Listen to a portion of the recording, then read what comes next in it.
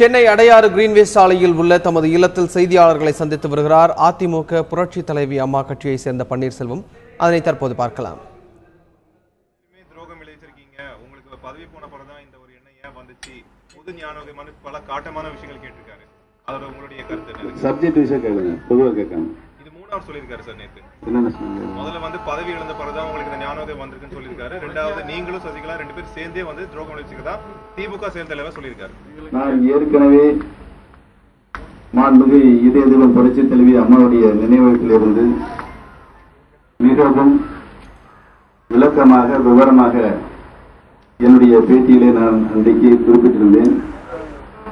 உங்களுக்கு நன்றாகவே தெரியும், அவருக்கும் நன்றாகவே தெரியும். நடைபெற இருக்கின்ற ஆர்கே நகர் சட்டமன்ற தொகுதியினுடைய இடைத்தேர்தலில் பிரச்சாரம் கோடை வெயிலை காட்டிலும் இப்பொழுது சூடுபிடிக்க ஆரம்பித்திருக்கிறது. அந்த வெப்பம் தாழாமல் அவர் மிகப்பெரிய திராவிட முன்னேற்ற கழகத்தினுடைய பலவீனத்தை நேற்று அவருடைய பேச்சின் மூலம் வெளிப்படுத்தி இருக்கின்றார். அனைத்து இந்திய அண்ணா திராவிட முன்னேற்ற கழகத்தினை பொறுத்தவரையில் இதய தெய்வம் டாக்டர் புரட்சி தலைவர் எம்ஜிஆர் அவர்களும் இதய தெய்வம் புரட்சி தலைவி மாண்புமிகு அம்மா அவர்களும் கட்சியும் ஆட்சியும் ஒரு குடும்பத்தினுடைய ஆதிக்கத்துக்குள் சென்றுவிடக்கூடாது. ஒரு ஜனநாயக முறைப்படி மக்களாட்சி தத்துவத்தின்படி மக்களாட்சியினுடைய அடிப்படையின்படிதான் ஒரு கட்சியும் ஆட்சியும் இருக்க வேண்டும் என்பதுதான் மாண்புமிகு அம்மாவுடைய கொள்கை குறிக்கோள். அந்த வழியில் தான் மாண்புமிகு அம்மா அவர்கள் கட்சியையும் ஆட்சியையும் நடத்தி வந்திருக்கிறார்கள் என்பதை அந்த வகையில் நடத்துவதற்கு மாண்புமிகு அம்மா அவர்கள் எடுக்கப்பட்ட நடவடிக்கைகள் உங்கள் அனைவருக்கும் நன்றாகவே தெரியும். நான் பல நேரங்களில் அதை விவரமாக என்னுடைய பேட்டியிலே தந்திருக்கின்றேன். இன்றைக்கு மாண்புமிகு அம்மா அவர்கள் மரணமடைந்திருக்கின்ற ஒரு அசாதாரணமான ஒரு துர்ப்பணிக்கமான சூழ்நிலை அனைத்து இந்திய அண்ணா திராவிட முன்னேற்ற கழகத்திற்கு ஏற்பட்ட பொழுது அந்த நேரத்தில் நான் அதை சுருக்கமாக சொல்லிவிடுகிறேன். என்னை சந்தித்து நீங்கள் முதலமைச்சராகவும் அண்ணன் கழக அவைத்தலைவர் மதுசூதன் அவர்கள் பொதுச் செயலராகவும் இருக்க வேண்டும் என்ற ஒரு ஏற்பாட்டினை சொன்னார்கள். நான் முதலமைச்சர் என்ற பதவி அந்த நேரத்தில் ஏற்பதற்கு தயாராக இல்லை, எனக்கு வேண்டாம் என்றுதான் நான் அந்த நேரத்தில் அவர்களும் சொன்னேன். அதற்கு பல காரணங்கள் இருக்கிறது. பல காரணங்கள் இருக்கின்ற ஒரு குடும்பத்தினுடைய கைக்குள் அன்றைக்கு அவர்கள் கட்சியும் ஆட்சியும் கொண்டு போக எத்தனித்து அதன் மூலமாக புரட்சி தலைவி மாண்புமிகு அம்மாவுடைய கருத்துக்கு கொள்கைக்கு மாறுபட்டு நடக்க வேண்டிய ஒரு சூழ்நிலை நமக்கு ஏற்படும். பல விதத்தில் நிர்பந்தங்கள் நிர்பந்தம் ஏற்படும் என்று கருதி நான் வேண்டாம் என்று சொன்னேன். ஆனால் அவர்கள் அந்த நேரத்தில் கட்சியினுடைய ஆட்சியினுடைய மாண்புமிகு அம்மாவோடு இல்லாத நேரத்தில் பிளவுபடக்கூடாது. ஏற்கனவே மாண்புமிகு அம்மா உயிரோடு இருக்கின்ற நேரத்தில் உங்களைத்தான் 2 முறை முதலமைச்சராக நியமித்திருந்திருக்கிறார்கள். அதில் எந்தவித கருத்து வேறுபாடும் இல்லை. மாண்புமிகு அம்மா அவர்கள் இல்லாத நேரத்தில் இன்னொருவரை உங்களை தவிர்த்து இன்னொருவரை அதற்கு கொண்டு வந்தால், முதலமைச்சராக கொண்டு வந்தால் பல கருத்துக்கள் பல்வேறு கருத்துக்கள் உருவாவதற்கு வாய்ப்பு இருக்கிறது. கட்சிக்கும் ஆட்சிக்கும் அது ஒற்றுமை குலைக்கின்ற ஒரு சூழல் ஏற்படும் என்று அவர்கள் சொன்னதன் காரணமாக நானும் ஒத்துக்கொண்டேன் என்று ஏற்கனவே நான் சொல்லியிருந்தேன். அந்த அடிப்படையில் நான் முதலமைச்சராக பொறுப்பை ஏற்றுக்கொண்டதற்கு பின்னால்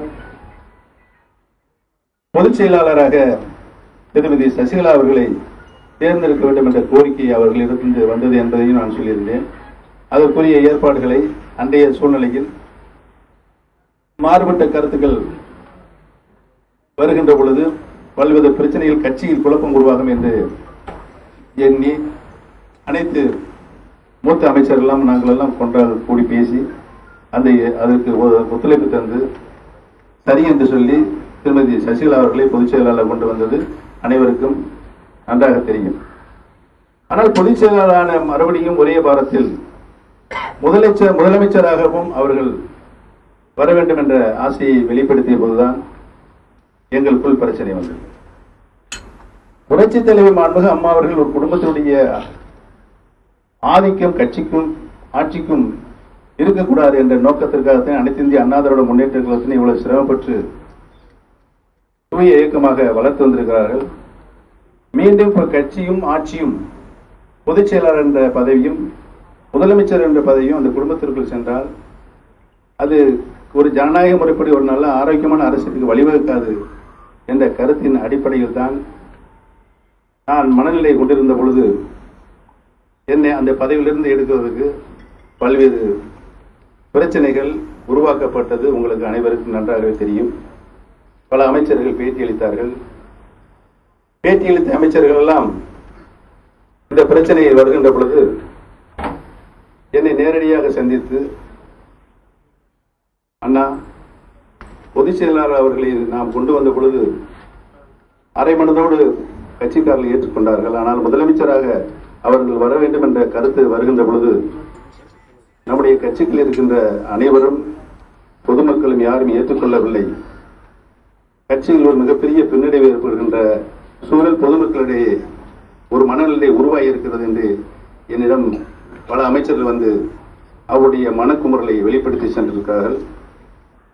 அந்த நேரத்தில் நீங்கள் இந்த மனக்குமுறலாம் வெளியில் அமைச்சராக இருந்து வெளியே சொன்னால் பல குழப்பங்கள் வருவதற்கு வாய்ப்பு இருக்கின்ற சில அவர்களை நான் சமாதானம் சொல்லி அனுப்பி வைத்திருக்கின்றேன். இருந்தாலும் என்னை எப்படியாவது அந்த நிலையிலிருந்து முதலமைச்சர் நிலையிலிருந்து வெளியே அனுப்பிவிட வேண்டும் என்று அவர்கள் பல்வேறு முயற்சிகளை மேற்கொண்டார்கள்.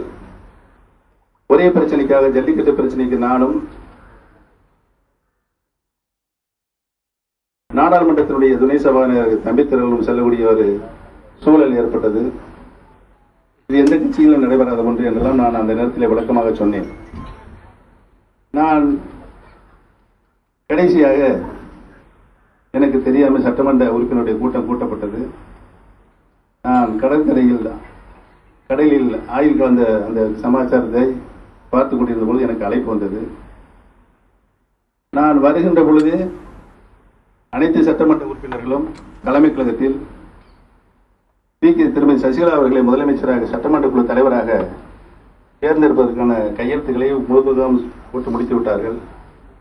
அதற்கு முன்னால் என்னை அழைத்து அங்கு மாண்புமிகு அம்மாவுடைய வீட்டிலே பேசுகின்ற பொழுது நீங்கள் ராஜினாமா செய்ய வேண்டும் என்று சொன்னார்கள். நான் கேட்டேன், இந்த பிரச்சனையை என்னிடம் நீங்கள் முன்னாலேயே தெரிவித்து கலந்து பேசியிருக்கலாமே. பல்வேறு அமைச்சர்களை பேட்டி கொடுக்க சொன்னீர்கள். நாடாளுமன்றத்தினுடைய சபாநாயகராக இருக்கின்ற தம்பித்துரை அவர்களையும் நீங்கள் டெல்லிக்கு அனுப்பி ஒரே கட்சியில் இரு குழுக்களாக பாரத பிரதமரை பார்ப்பது எந்த விதத்தில் ஒரு ஜனநாயக பண்பு என்பதெல்லாம் நான் அந்த நேரத்தில் ஒரு 2 மணி நேரம் அவர்களது வாக்குவாதம் செய்தேன். சட்டமன்ற குழுக்கு தலைவராக நான் இருக்கின்றேன், முதலமைச்சராக நான் இருக்கின்றேன். என்னிடம் தகவல் கோராமல் சட்டமன்றத்தை கூட்டி அங்கு எல்லா சட்டமன்ற உறுப்பினரும் கையெழுத்து வாங்கி கொண்டு பிறகு என்னை அழைத்து இந்த கருத்தை சொல்லியிருக்கின்றீர்கள், இது நியாயமா என்று கேட்டேன். அவர்கள் அதற்குரிய பதிலை என்னிடம் தரவில்லை. இருந்தாலும் நீங்கள் ராஜினாமா செய்ய வேண்டும் என்று கேட்டார்கள். சரி, நான் ராஜினாமா செய்கிறேன் என்று அந்த நேரத்தில் நிர்பந்தப்படுத்தப்பட்டு என்னுடைய ராஜினாமா கடிதத்தை அங்கே அவர்களிடம் கொடுத்து விட்டு கிளம்பினேன். இல்லை இல்லை, நீங்களே வந்து அங்கே முன்மொழியணும்னு சொன்னாங்க. இல்லாட்டி கட்சி கட்டுப்பாடு மீறுவதாக அர்த்தமாகிவிடும் என்று அந்த கருத்தை சொல்லப்பட்டது. சரி என்று நானும் அதற்கு உடன்பட்டு இந்த வேலையெல்லாம் உங்களுக்கு நன்றாக தெரியும். இது நடந்து முடிந்தது. ஆனால் மாண்புமிகு அம்மாவுடைய மரணத்தில் தமிழக மக்களுடைய அனைத்து மனங்களிலும் ஒரு தீராத வடுவாக, ஆறாத வடுவாக அந்த மர்மமனத்தில் சந்தேகங்கள் பல மக்களுடைய மனங்களிலே மிகவும் ஆழமாக பதிந்திருக்கிறது. ஏனென்று சொன்னால் 75 நாட்கள் அப்போலோ மருத்துவமனையில் மாண்புமிகு அம்மா அவர்களுக்கு சிகிச்சை அளிக்கப்பட்ட அந்த துயர சம்பவம் உங்களுக்கெல்லாம் நன்றாகவே தெரியும். ஒரு தடவை கூட நாங்களை பார்க்கறதுக்கு அனுமதிக்கவில்லை. ஏனென்று கேட்டால் தொற்று நோய் பரவக்கூடிய ஒரு சூழல் அங்கு ஏற்படும். அது அம்மாவுடைய மருத்துவ சிகிச்சைக்கு முரணானது என்ற கருத்து சொல்லப்பட்டது. அதற்கு நாம் ஒத்துழைப்பு தர வேண்டும் என்ற நல்லெண்ணத்தில் நாங்களும் சரி என்று இருந்து விட்டோம். ஆனால் ஒன்றை மட்டும் நான் சொன்னேன், நாடாளுமன்றத்தினுடைய துணை சபாநாயகர் தம்பித்துரை அவர்களை நான் தினம்தோறும் அங்கு சந்திப்போம். வெகு நாட்களாக மாண்புமிகு அம்மா அவர்களுக்கு மருத்துவ சிகிச்சை சென்று கொண்டிருக்கிறது. அம்மா அவர்களுக்கு இங்கு சிகிச்சை போதுமான சிகிச்சை கொடுப்பதற்கு இங்கு வசதி வாய்ப்புகள் இல்லை என்றால் அமெரிக்கா சென்று எடுத்து சென்று நாம் சிகிச்சை அளிக்கலாமா என்று அவரிடம் சொன்னேன். சொல்லி நீங்கள் சம்பந்தப்பட்ட அந்த குடும்பத்தில் அப்பொழுது அவர் தான் அந்த பணியை பார்த்து கொண்டிருந்தார். அவரிடம் சொல்லுங்கள் என்று சொன்னேன். அவரும் போய் சொல்லியிருக்கின்றார். அதற்கு இப்பொழுது தேவையில்லை, சிகிச்சை நன்றாகத்தான் போய்கொண்டிருக்கின்ற அவர் திரும்பவும் தம்பித்துறையில் வந்து பதிலாக சொன்னார். அந்த அளவுக்கு அது முடிந்தது. இந்த விவரம் அப்போலோ மருத்துவ நிர்வாகத்துக்கு, ஆஸ்பத்திரி நிர்வாகத்துக்கு எட்டியது. நிர்வாகமும் தம்பித்துறையை அழைத்து, எங்கள் மருத்துவ மீது உங்களுக்கு நம்பிக்கை இல்லையா, நன்றாகத்தான் நாங்கள் சிகிச்சை அளித்துக் கொண்டிருக்கணும் என்று சொல்லியிருக்கிறார்கள். அதையும் என்னுடைய தம்பித்துறையினரிடம் வந்து சொன்னார். நான் இன்னொரு கருத்தையும் ஹெல்த் மினிஸ்டராக இருக்கிறார் விஜயபாஸ்கர் அவரிடம் சொன்னேன். விஜயபாஸ்கர், அம்மாவுடைய சிகிச்சை 30-40 நாளா போயிட்டு இருக்கு. அம்மாவை நல்ல முறையில் சிகிச்சை அளிச்சுட்டு வீட்டுக்கு கூட்டிட்டு போனால் நல்லது. நம்மளை எல்லாரும் நம்புவாங்க, கட்சிக்காரர்கள் நம்புவாங்க. அம்மாவுக்கு ஏதாவது ஆச்சுன்னு வச்சுக்கோங்க, கட்சிக்காரர்களும் நம்ம வீடு தேடி வந்து நம்மளை இந்த அளவுக்கு தான் தாக்குவாங்கன்னு சொல்ல முடியாது. வீட்டை சூறையாடக்கூடிய ஒரு சூழலை உருவாகும் என்று நான் அன்றைக்கு இந்த ஹெல்த் மினிஸ்டர் சொன்னேன். அவரும் அதை போய் அங்கே சொல்லியிருக்கிறார். இவைகளெல்லாம் அன்றைக்கு ஆஸ்பத்திரியில் நடந்த விஷயங்கள். இன்னைக்கு ஆல்ரவுண்டா இருந்துகிட்டு இந்த விஜயபாஸ்கர் செய்யறவர்ல அவர் சொல்றார், விசாரணை கமிஷன் அமைச்சா முதல் ஆளை வந்து ஓபிஎஸ் தான் விசாரிக்கணும். நான் மருத்துவர் கிடையாது, மருத்துவ முறையை பற்றி எனக்கு தெரியாது, எந்த நோய்க்கு எந்த மருந்து கொடுக்கணும் எந்த ஊசி கொடுக்கணும் தெரியாது. அதெல்லாம் விஜயபாஸ்கர் நல்லாவே தெரியும். அவர் தான் அந்த டீமுக்கு லீடர், இந்த டீமுக்கு மருத்துவ குழுவுக்கு அவர் தான் தலைவர். ஏன்ட்ட எதை பத்தி விளக்குனது கிடையாது. அவங்க தான் வந்து இந்த சிகிச்சை போதுமானதாக இருக்கிறதா இல்லையா என்று தெரிந்து அங்கே தெரியப்படுத்தி, இந்த போதுமானது இல்லை என்றால் வெளிநாடுகளுக்கு உரிய சிகிச்சை அளிப்பதற்கு அவர் தான் அவருக்கு பரிந்துரை செய்ய வேண்டும். ஆனால் மிகப்பெரிய சந்தேகம் மருத்துவ முறைகள் சிகிச்சையில் இருக்கிறது என்று மக்கள் வெகுவாக சந்தேகப்படுகிற சூழ்நிலை இருக்கிறதாகவே ஒரு விசாரணை கமிஷன் அமைத்தால் நமக்கு நாமே ஒரு விசாரணை மேற்கொண்டு நமக்கு நம்மை நிரூபிக்கின்ற ஒரு நல்ல வாய்ப்பு ஏற்படும் என்றுதான் நான் அன்றைக்கு சொன்னேன்.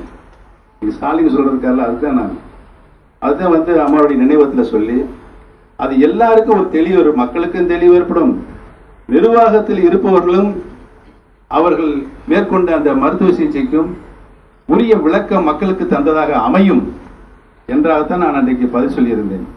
இதில் எனக்கு என்ன பொறுப்பு இருக்கிறது? அமைச்சராக இருந்தேன். அமைச்சராக இருந்தது அவங்க வந்து சில நேரங்களில் கூப்பிடுவார்கள், சில நேரங்களில் கூப்பிட மாட்டாங்க. நான் உட்காந்துருப்போம்.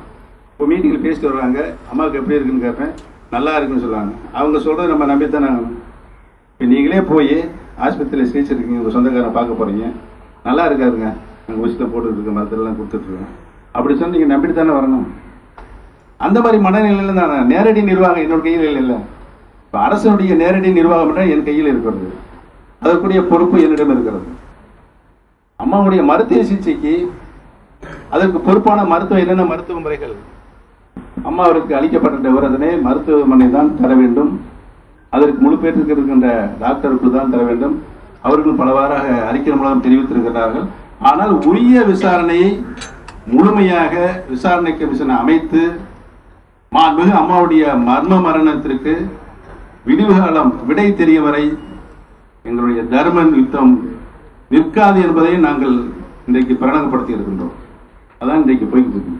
இதுல எந்த எங்களுக்கு என்ன பொறுப்பு இருக்குன்னு எனக்கு தெரியல. ஸ்டாலின் கேட்ட என்னன்னா, நீங்க வந்து முதலமைச்சராக இருக்கும் போது ஏன் இந்த நீதி விசாரணை கேட்கல, உண்மையான விசுவாசம் இருந்தா அன்னைக்கே நீங்க கேட்டுக்கலாமே அப்படின்ற ஒரு குற்றச்சாட்டு. இல்ல, அந்த நேரத்துல சட்டசபை கூட்டத்தொடர்ல வந்து கடைசி வரைக்கும் எம்எல்ஏக்கள் யாருமே வந்து கவன ஈர்ப்பு தீர்மானம் ஒற்றைப்பு தீர்மானம் ஏன் கொண்டு வரல அப்படின்றத கேட்டிருக்காரு. கடைசி வரைக்கும் அம்மா நல்லா இருக்காங்க, நல்லா இருக்காங்க, இன்னும் 4 நாளைக்கு வீட்டுக்கு போயிடுவாங்க, 2 நாள் வீட்டுக்கு போயிடுவாங்க, 4 நாள் வீட்டுக்கு போய் தேதி உரிச்சாச்சு, தயங்க உரிச்சாச்சு அப்படின்னு தான் எங்களுக்கு சொல்லப்பட்டது. யார் சார் அந்த தகவல்? அன்னைக்கு மருத்துவமனையிலிருந்து கொடுக்கப்பட்டது.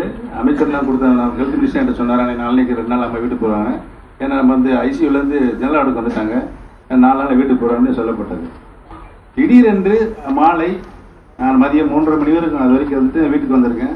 ஒரு 6:45 எனக்கு தகவல் வருது, ரொம்ப அம்மாவுக்கு சீரியஸாக இருக்கு, ஒரு டென்ஷனாக இருக்காங்க எல்லாரும் அப்படின்னு. அங்கே இருக்க ஒரு பிசி வந்து எனக்கு ஃபோன் பண்ணி இங்கே நம்முடைய ஆஃபீஸ் சொல்லி அது பின்னால் நான் ஓடுறேன். இதெல்லாம் இருக்க நீங்க சொன்ன தகவல். ஆமா ஆமா. அதாவது இப்ப ஸ்டாலின் குற்றச்சாட்டு நேரடி குற்றச்சாட்டு என்னன்னா, நீங்க வந்து முதலமைச்சர் இருக்கும்போது ஏன் நீதி விசாரணை கொண்டு வரல? சமீபத்தில் அதுக்கு நீதி விசாரணைக்கு அந்த நேரத்தில் அம்மாவுக்கு வந்து நீங்க வந்து கட்சியை விட்டு வெளியே வந்த பிறகு சொல்றீங்க. நீங்க வந்து இப்போ வந்து நீங்க கேட்ட கேள்விக்கு நான் பதில் சொல்லி இருக்கேன். அம்மாவுக்கு வந்து சரியாயிருச்சு, பூர்ண குடைமடைந்து விட்டார்கள், இன்னும் 2 தினங்களில் வீடு சென்று விடுவார்கள் சொல்லும் போது எப்படி நீதி விசாரணை கேட்க முடியும்? சார், மறைவுக்கு பின்பு நீங்க முதலமைச்சர் தொடர்ந்து இருந்தீங்க. அப்ப ஏன் நீங்க வந்து நீதி விசாரணை அதுக்கப்புறம் உங்களுக்கே அந்த எண்ணம் வரல? அந்த பதவி முதலமைச்சராக இருக்கும் போதே முதலமைச்சராக இருக்கும் போதே அதிகாரிகள் கூப்பிட்டு இதை மக்களிடத்தில் மிகப்பெரிய சந்தேகம் இருக்கிறது. 75 நாள் நம் மருத்துவமனையில் அனுமதிக்கப்பட்டு சிகிச்சை அளிக்கிறது பின்னாலும் மாண்புமிகு அம்மாவுடைய மரணத்தில் சந்தேகம் இருக்கிறது. இதை உரிய முறையில் விசாரணை செய்து நாட்டு மக்களுக்கு தெளிவுபடுத்த வேண்டும் என்றுதான் நான் அன்றைக்கு விசாரணை கமிஷன் அமைக்க வேண்டும் என்று கோரினேன். யாரும் மறுக்க முடியாது. இன்னைக்கு ஒரு ஆர்கனகர் சட்டமன்ற தொகுதி இடைத்ததற்காண்டி அரசியல் லாபத்துக்காண்டி ஏதாவது சொல்லியிருந்தாருன்னா அதுக்கு நம்ம பதில் சொல்ல முடியாது. பதில் சொல்ல முடியுமா? உறுதியா ஸ்டாலினுக்கு வந்து தோல்வி பயம் வந்துருச்சு. ஸ்டாலினுக்கு வந்து உறுதியா வந்து எந்த தேர்தலாலும் திமுக படுதோல்வி அடையும். மக்களிடத்தில் அந்த கட்சிக்கு செல்வாக்கு இல்லை என்ற சூழல் இப்பொழுது உருவாகி இருக்கின்ற காரணத்தினால் இது உருவாக்கி ரொம்ப காலமாச்சு. அவர் குளிர்க எல்லாம் பார்க்கிறாரு, முடியல. இன்னைக்கு நேற்று இந்த அசத்தை எடுத்து லேச விட்டுருக்காரு. அது நடக்காது. மக்கள் மிக தெளிவாக இருக்கிறார்கள். மக்கள் மிக தெளிவாக இருக்கிறார்கள். இன்றைக்கு இருக்கின்ற அனைத்து கட்சியினுடைய அவங்களுடைய கட்சியுடைய நடவடிக்கைகள், அவர்கள் எடுக்கின்ற கொள்கைகள் மூலமாக இன்றைக்கு மக்கள் ரொம்ப தெளிவாக இருக்கிறாங்க.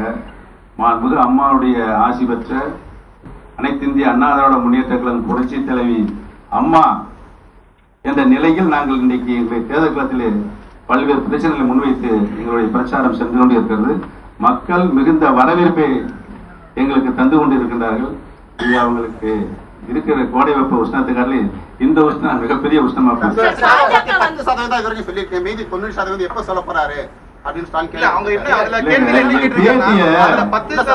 நீங்க சொல்லிருக்கீங்க. மீதி இருக்கக்கூடிய 90% அவர் சொல்ல மாட்டாரு. ஏன்னா அவரும் அதுக்கு உடந்தையா இருந்திருக்காரு, புதஞ்சு போயிடுச்சு அப்படிங்கிற ஒரு இதை வந்து அவர் தெரிவிக்கிறாருங்கிற குற்றச்சாட்டு வச்சிருக்காரு. தமிழக முதலமைச்சர் ஜெயலலிதா மேல மரியாதை வச்சிருந்தா நீங்க இதெல்லாம் தெரிவிக்கணும் அப்படின்ற வார்த்தையை சேர்த்து சொல்லியிருக்காரு. அது வேற யாரும் கேக்குறீங்களா அந்த கேள்விக்கு?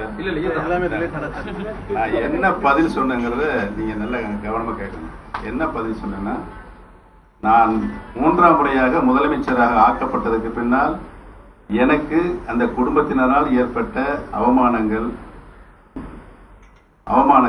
என்னை எப்படியாவது அந்த பதவியிலிருந்து எடுக்க வேண்டும் என்ற அவர்களுடைய குறிக்கோள், இதெல்லாம் சொல்லி வரும்போதே வந்து 10% சொன்னேன்.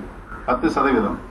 அந்த 10% அந்த குடும்பம் எனக்கு செய்த கெடுதல்கள், அவமானங்கள் 100%. அது 100% 10 ஆண்டு காலத்தில் ஒரு தொடர்ந்து 2006 இருந்து வருது. அதுலதான் நான் 10% சொல்லியிருக்கிறேன். 90% இருக்கு. அப்பயே நான் அதை பதில சொல்லியிருக்கிறேன். எல்லாம் தெரிஞ்சுக்கிறேன். 90% இருக்கு. அது என்னுள்ளே நானே புதைத்து விட்டேன் என்று சொல்லியிருக்கிறேன் அந்த பேட்டியிலே.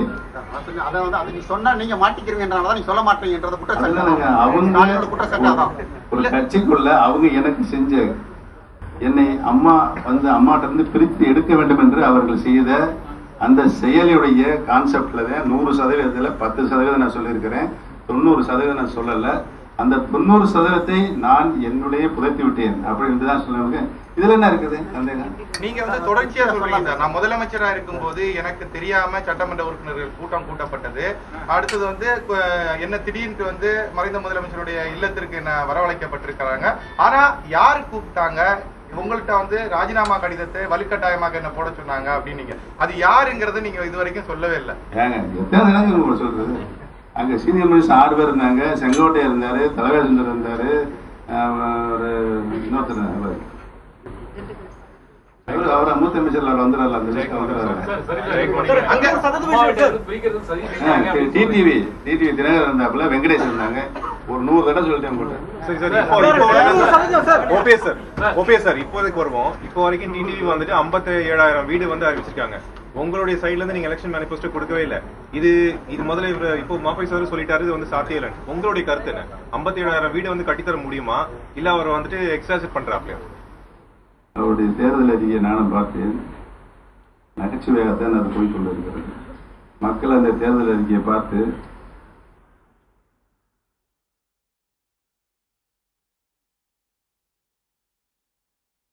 அதற்குரிய நிதி ஆதாரம் எங்கிருந்து திரட்டப்படும் என்ற பதிலையும் அவர் சொல்லியாக வேண்டும்.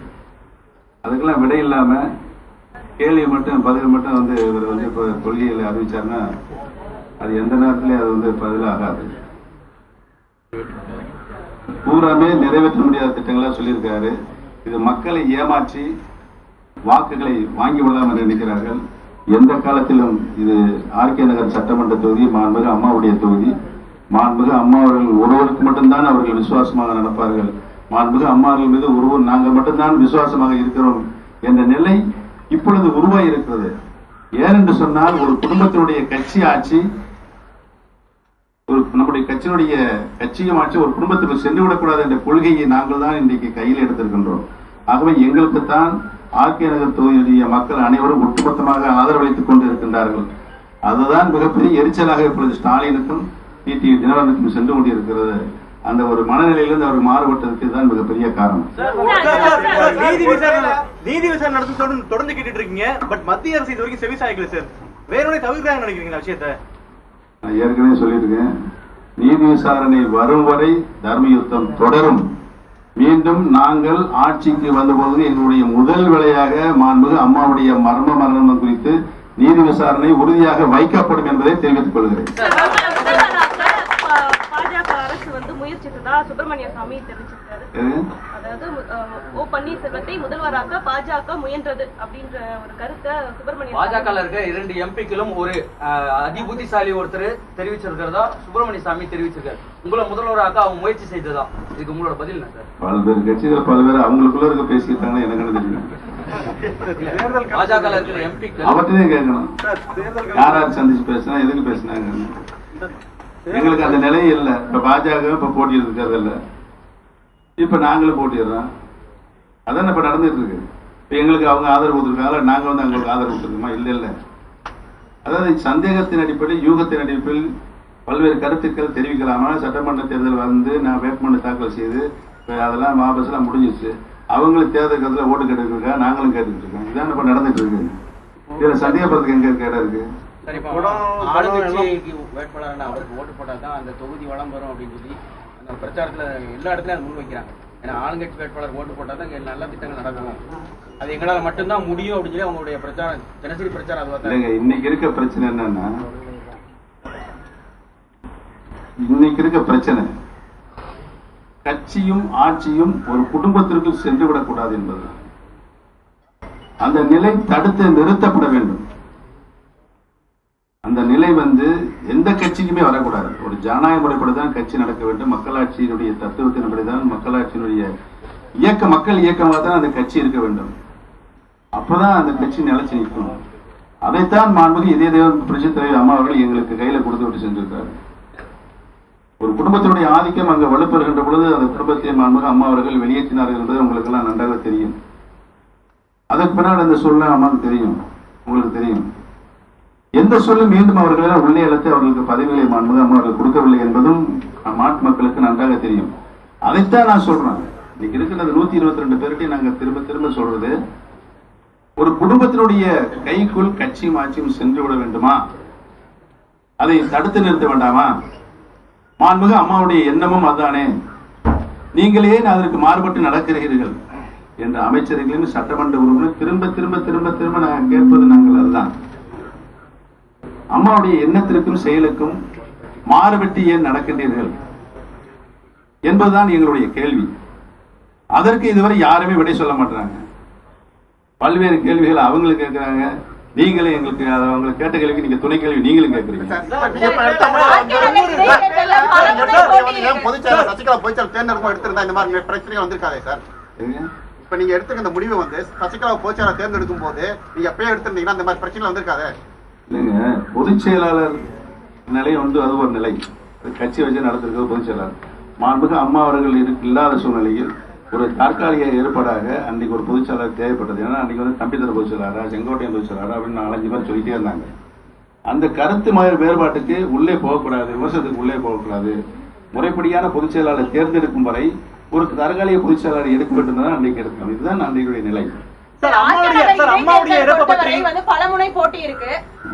டிடிவி தினகரன் திமுகவை எதிர்த்து தான் நாங்கள் போட்டியிடுறோம் இருக்காரு. நீங்கள் யாரை எதிர்த்து போட்டியிடுகிறீர்கள்? உங்களுடைய எதிரியாக நீங்க யாரை கருதுறீங்க? ஆர்கே நகர் இடைத்தேர்தலில் சட்டமன்ற தேர்தலில் இன்றைக்கு இருக்கின்ற 62 வேட்பாளர்களில் நாங்கள் தவிர 61 பேரையும் எதிர்த்து நாங்கள் போட்டியிடுகிறோம். அம்மாவுடைய மரணம் குறித்து 90% மறைச்சு ஒழிச்சு வச்சிருக்க சொன்னீங்க. அதையே சொல்ல மாட்டேங்க சார். வெளியே நான் சொன்னா என்ன பிரச்சனை வரும்? இவரு கேட்டாரு, அவரு கேட்டாரு, அவரு கேட்டாரு. இப்ப நீங்க கேக்குறீங்க 90% என்பது என்னை மாண்புமிகு அம்மா அவர்களுக்கு மட்டுமே நம்பிக்கை உரியவனாக இருந்த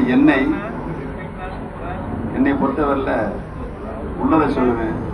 மாண்புமிகு அம்மா அவர்கள் சொன்னதை மட்டுமே செய்வேன், வேறு யாரு சொன்னாலும் செய்ய மாட்டேன். அதனால என்னை வந்து 10 ஆண்டு காலமாக 2006 இருந்து என்னை எப்படியாவது அம்மா சொல்லி சொல்லி உங்களுக்கு பத்திரிகைகள் எல்லாம் தெரியும், என்னென்ன செய்தியெல்லாம் பில்டப் பண்ணி எழுதுனாங்க.